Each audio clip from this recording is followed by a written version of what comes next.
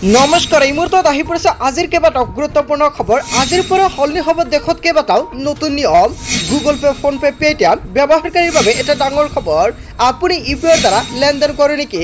লগতে অৰুণোদয় আৰু ৰেচন কাৰ্ডক লৈ চৰকাৰে কেইবাটাও গুৰুত্বপূৰ্ণ পন্থা হাতত লৈছে। ইউপিআই লেনদেনত আহি গ'ল নতুন নিয়ম।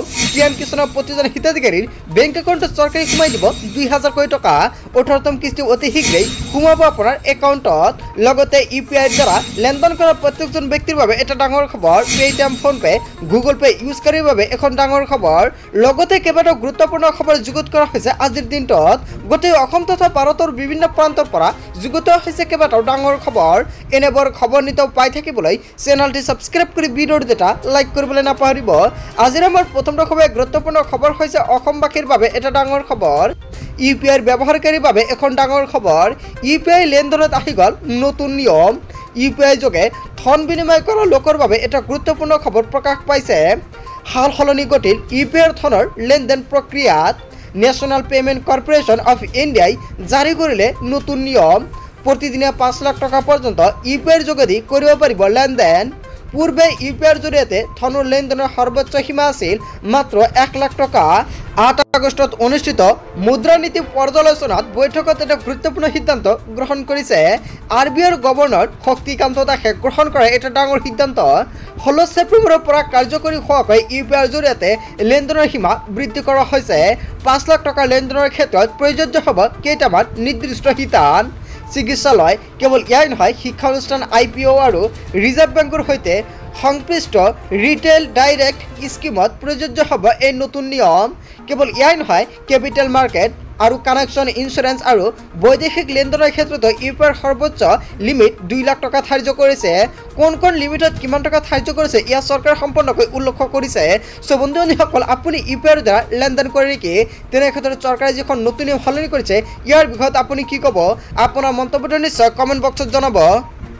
তাৰপিছত অসমবাসী ৰাইজক জনাইছে আমাৰ পৰৱৰ্তীটো খুবেই গুৰুত্বপূৰ্ণ খবৰ। লগতে ডাঙৰ খবৰ, ৭০ লাখ লোকক ৰেচন কাৰ্ড প্ৰদান কৰিব চৰকাৰে। যদি আপোনাৰ ৰেচন কাৰ্ড নাই তেন্তে আপোনাৰ বাবে এটা ভাল খবৰ, কিয়নো চৰকাৰে নতুনকৈ ৭০ লাখ লোকক প্ৰদান কৰিব নতুন ৰেচন কাৰ্ড। আপুনি অনলাইনৰ মাধ্যমতে এইবাৰৰ ৰেচন কাৰ্ড আবেদন কৰিব পাৰিব। ৰেচন 2.0 এপৰ জৰিয়তে আপুনি নতুন ৰেচন কাৰ্ড আবেদন কৰিব পাৰিব।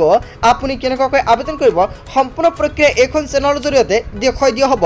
তাৰ বাবে সকলোৱে চেনেলটি ছাবস্ক্ৰাইব কৰি ৰাখিব। কেৱল ইয়াৰ নহয়, ১২,৬০,০০০ মহিলালৈ চৰকাৰে নতুনকৈ প্ৰদান কৰিব অৰুণোদয় আঁচনি। এনেকুৱাকৈ অসমৰ মুখ্যমন্ত্ৰী ডক্টৰ হিমন্ত বিশ্ব শৰ্মাই কৰিলে এটা ডাঙৰ ঘোষণা। অৰুণোদয় আৰু ৰেচন কাৰ্ডক লৈ মুখ্যমন্ত্ৰী হিমন্ত বিশ্ব শৰ্মাৰ গুৰুত্বপূৰ্ণ ঘোষণা। অহা ১৯ তাৰিখে অৰুণোদয় আঁচনিত নতুন হিতাধিকাৰীৰ নাম অন্তৰ্ভুক্ত কৰা হ'ব। ৰেচন কাৰ্ড নথকা ৭০ লাখ লোকক দিয়া হ'ব নতুন ৰেচন কাৰ্ড। ১২,৬০,০০০ নতুন মহিলাই লাভ কৰিব নতুনকৈ অৰুণোদয় আঁচনি।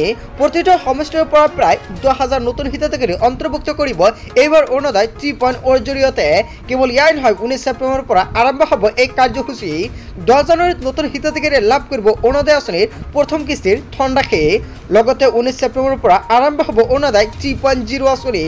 লগতে ১৯ ছেপ্টেম্বৰৰ পৰাই ৭০ লাখ নতুন লোকে লাভ কৰিব ৰেচন কাৰ্ড। অৰুণোদয় পাবলৈ বাধ্যতামূলক হ'ব আপোনাৰ ৰেচন কাৰ্ড। যদি আপোনাৰ ৰেচন কাৰ্ড থাকে তথাপি আপুনি আবেদন কৰিব পাৰিব অৰুণোদয় আঁচনি।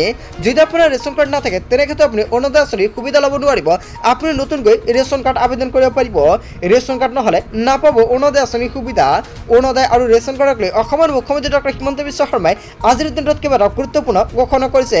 হয় বন্ধু-বান্ধৱীসকল, গোটেই অসম তথা ভাৰতৰ বিভিন্ন প্ৰান্তৰ পৰা যুগুত হৈছে কেইবাটাও ডাঙৰ খবৰ। এনেবোৰ খবৰ নিতৌ পাই থাকিবলৈ চেনেলটি ছাবস্ক্ৰাইব কৰি ভিডিঅ'টো এটা লাইক কৰিবলৈ নাপাহৰিব। চ' থেংক ইউ ফৰ ৱাচিং ফুল ভিডিঅ'।